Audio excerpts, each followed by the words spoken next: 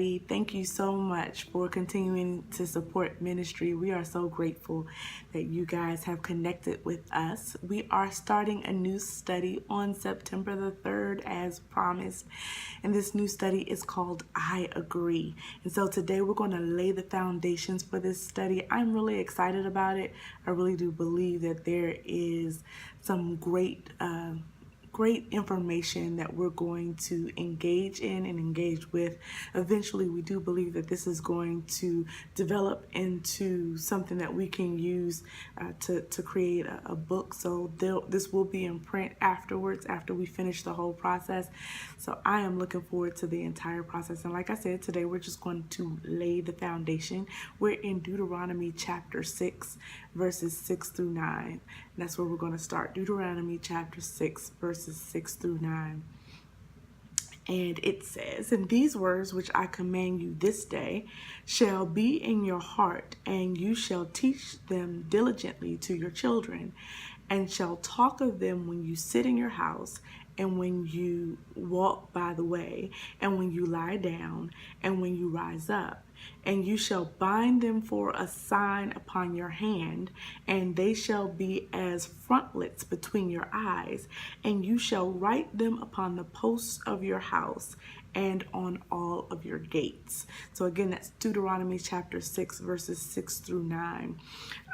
Moses is given this instruction prior to the people of God entering into the promised land. But the thing about the promised land is that it's foreign, unfamiliar territory.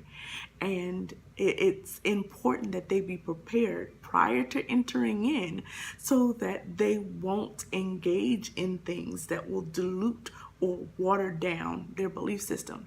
Now, here's the thing. Our parents have done, for the most part, the same thing. We were raised in their house with a belief system, with a set of rules and a set of commands, and then they release us into the world, to college, to our careers, to all that life has to offer, to this life that is outside of our norm, this life that is outside of what we were used to or accustomed to at that point in time. They release us to that, but they release us to that with this set of rules, this information that they've given us in order to ensure our success in this foreign land, our success in this place of promise, our success in where God is attempting to take us, and to ensure that we actually get there. Here's the thing. When we got out there, our entire belief system was put into question. We were asked if we really thought God was real, if we really thought that there was this big entity out there, when science says that there was a Big Bang. But that's a theory. We never acknowledge that part. We just deal with the fact that science says there was a Big Bang.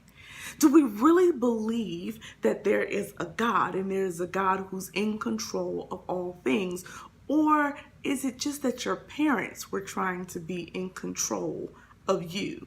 Were they just trying to make sure that you had certain limits on your life? Were your parents just attempting to box you in? Do you really believe that there is a hell? Or were your parents just attempting to manipulate and control you? We got out here into this great big world, this place where it was supposed to be full of promise and excitement. And what we found was that our faith system was challenged. And because we did not have the answers to those great big old questions, we also saw the cracks in our faith system. And we had to wrestle with the fact that we didn't have the answers. We didn't even really have the answer to why we believed. Did we believe because we knew it to be true? Or did we believe because someone told us it was true? Did we believe because our mothers believed? Did we do this out of obligation? Was this obligatory submission? Did I just do this because I was told to do it? Is there really no validity to it? We started comparing our experience of growing up with these rules, with these boundaries, with all of this structure. We started wondering if we were really just shut in, closed off to the real world, kept away from real experiences, and pulled away and pulled to the side, apart from what's real and true. We start wondering if we were shut out from the freedom that our friends experienced growing up and the fun that they had in their experiences, and that birthed in us a desire to be free. And it's no surprise. We wanted to get away from all that was as quickly as we possibly could. But the only problem is that in doing so, we ended up experiencing massive amounts of guilt. And I'm going to tell you why. Proverbs 22:6 says, "Train up a child in the way he should go, and when he is old, he will not depart from it." We started feeling massive amounts of guilt because we were trained to think a certain way, to behave a certain way. And when we got older and the cracks started showing and we started struggling, it was still difficult to depart from it because it was rather ingrained in us. It was part of who we were. It was not necessarily something that we knew or understood, but it was part of us. It was a part of us. And that feeling of guilt, that feeling of not being enough, of not being to immediately snatch ourselves away from this programmed way of thinking, that feeling unleashed a whole other set of feelings. We looked at this obligatory submission to an inherited belief system as a noose tied around our necks, slowly siphoning the life out of us. But what we did not realize was that in order for it to work, in order for that belief system to be real, it was necessary to incorporate faith and to come into agreement with it. In order to forge this intimate relationship with God, the Creator, in order to forge a relationship that could not be torn or brought to a negative end, it required agreement. We didn't realize this. So many of us inherited our belief system, and we really and truly did not realize what it took to maintain it in order to really and truly engage with the promises that are associated with it. And instead of walking into agreement, maturing into relationship, developing into wholeness, the type of wholeness that only comes from knowing and loving God, instead of that, we started down this path of anger and bitterness, disappointment, disillusionment, and distrust. And it's what turned us, those of us who were basically born in the back pew of a church, against religion. And I'll tell you why. See, that anger started when we realized that this inherited belief system, like I said, felt more like a noose than a leash. A noose is designed to literally snatch your life away from you, but a leash gives you opportunity to explore within boundaries. All of the rules of Christianity, minus agreement, make us feel like we're missing out, like life is literally being snatched away from us. But inside agreement, you realize that there's so much more room and accessibility to opportunity, so much more. You realize, let me say it this way, that those rules were not designed at all to snatch life from you, but to prepare you for prosperity, to prepare you for protection, to ensure your protection and to prepare you for prosperity. Inside agreement. But too often we are living way, did I mention way outside of agreement. And so as a result, all we see is what we're missing out on, not what we're guaranteed as part of the agreement.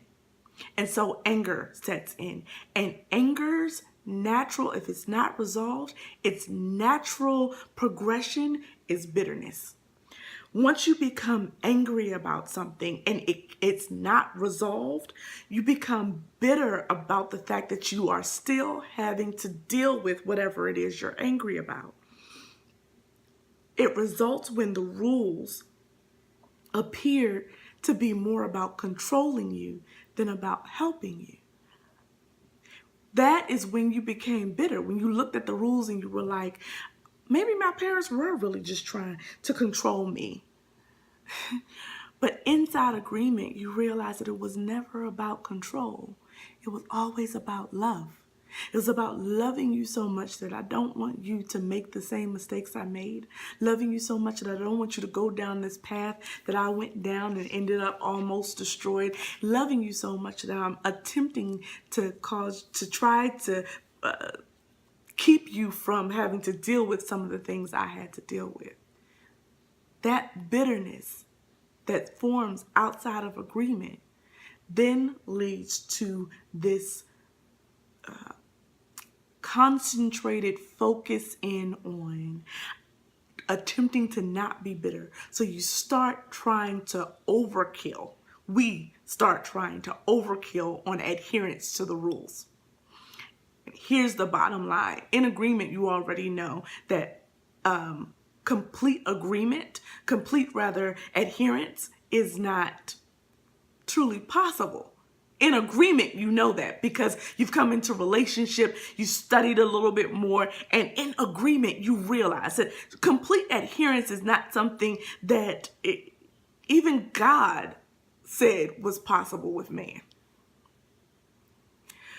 But when you're in that place of bitterness, you're gung-ho. I'm trying to get over this, so I'm going to stick to this to the nines.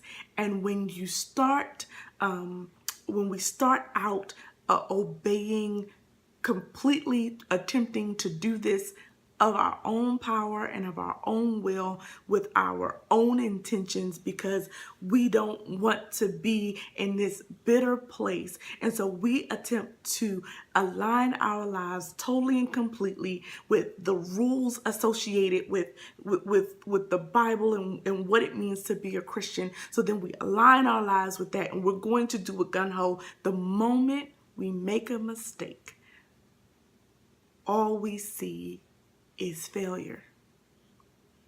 I couldn't do it. I'm not good enough for it. It's impossible. But in agreement, we already knew that.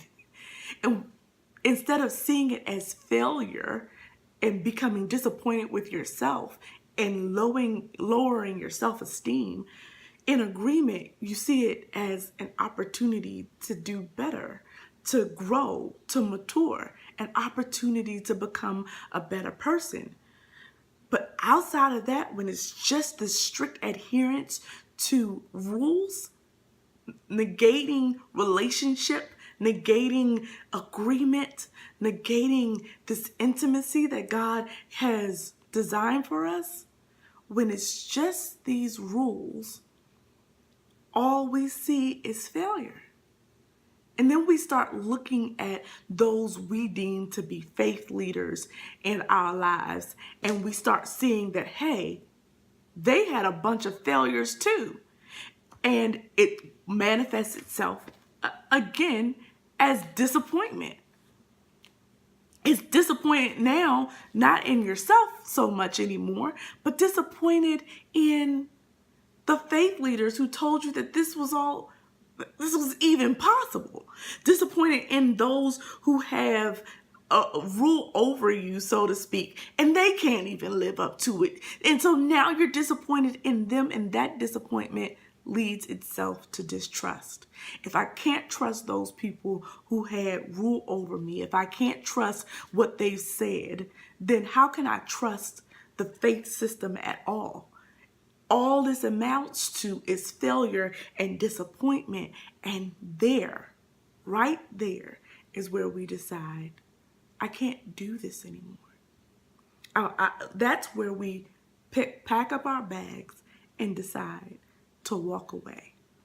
Well, this study, I agree, takes us down a path that causes us to re-examine our agreement with God and what it is he's actually asking us to do, what it is he's actually asking from our lives.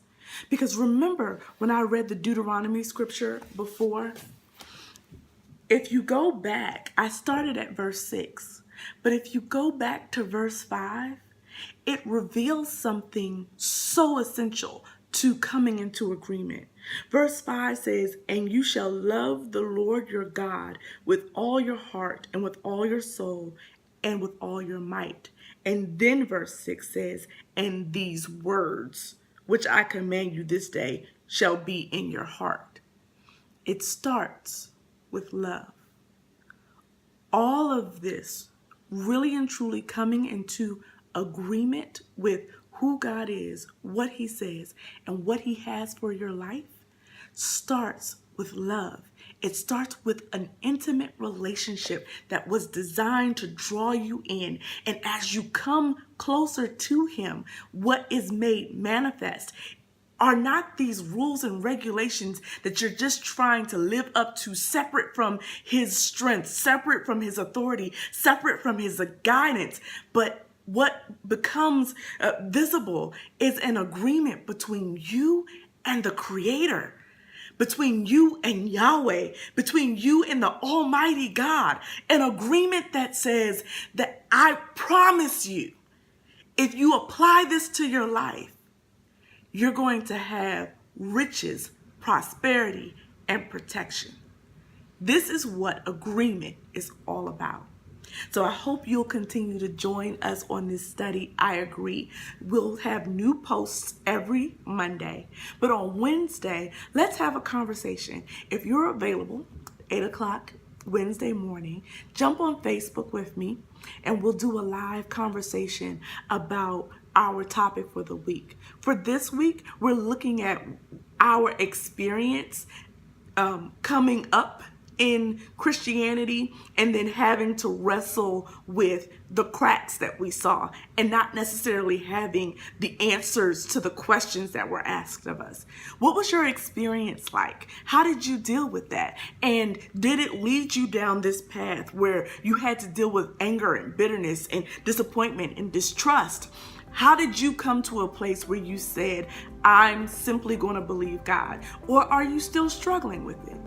Either way, let's have that conversation. Meet me on Facebook, 8 a.m., LaTonya Moore, and we'll have that conversation on Wednesday at 8 o'clock a.m., 8 a.m. All right, love you guys. Talk to you soon. Bye-bye.